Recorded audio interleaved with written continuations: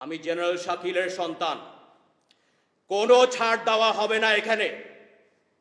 16 বছর এতিম হয়ে ঘুরেছি, শরীরে সেনা রক্ত।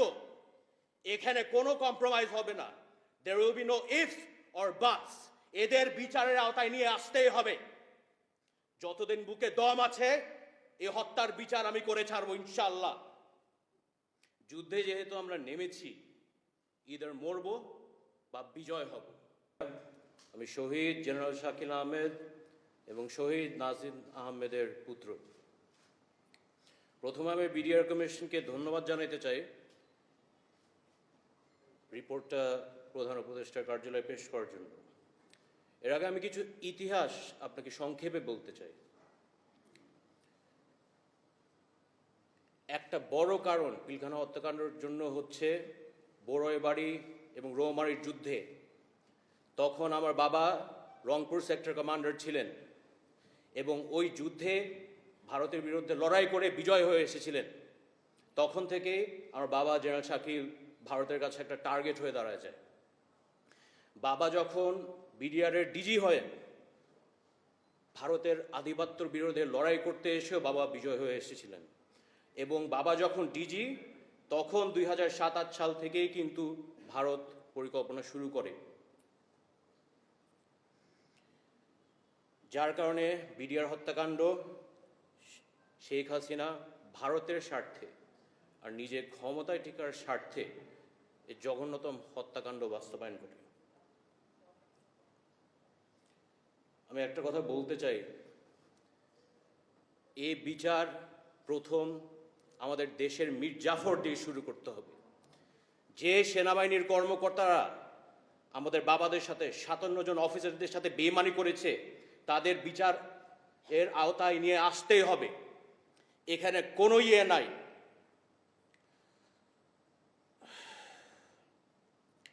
যদি এই মীর জাফরদের বিচার করা না হয় তাহলে কিন্তু ভবিষ্যতে আরেকটা পিলখানা হত্যাকাণ্ড করার সুযোগ রয়ে যাচ্ছে। 2009 সালের পরে সেনাবাহিনীর মধ্যে যে পরিমাণ ডিস্ট্রাস্ট তৈরি হয়েছিল, কোর্সমেটকে বিশ্বাস করতে পারতো না, জুনিয়র অফিসার সিনিয়র অফিসারকে বিশ্বাস করতে পারতো না। আগে একটা নন কমিশন সৈনিকের ওপর যদি কিছু হইতো পুরো সেনাবাহিনী আগায় যেত।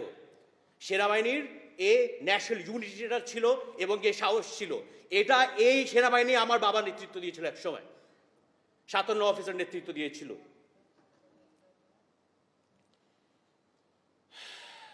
এই বর্বর হত্যাকাণ্ডের শুধু আমার বাবা মাকে নির্মমভাবে তো হত্যা করে তাদের শান্তি হয় নাই, আমাদের পরিবার পুরো নাম খারাপ করতেই লিপ্ত হয়েছে। শুধু একটাই কারণ, একটাই মেসেজ, যে ভারত বিরোধী কোনো সেনাবাহিনী কর্মকর্তা যদি হয় তাহলে পিলখানার মতোই তাদের অবস্থান হবে।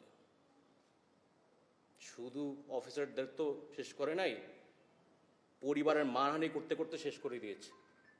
এই মুন্নিসা থেকে এটা প্রথম শুরু হয়। আমি একটা কথা ছোট করে বলতে চাই, যারা এই হত্যাকাণ্ডের সাথে জড়িত,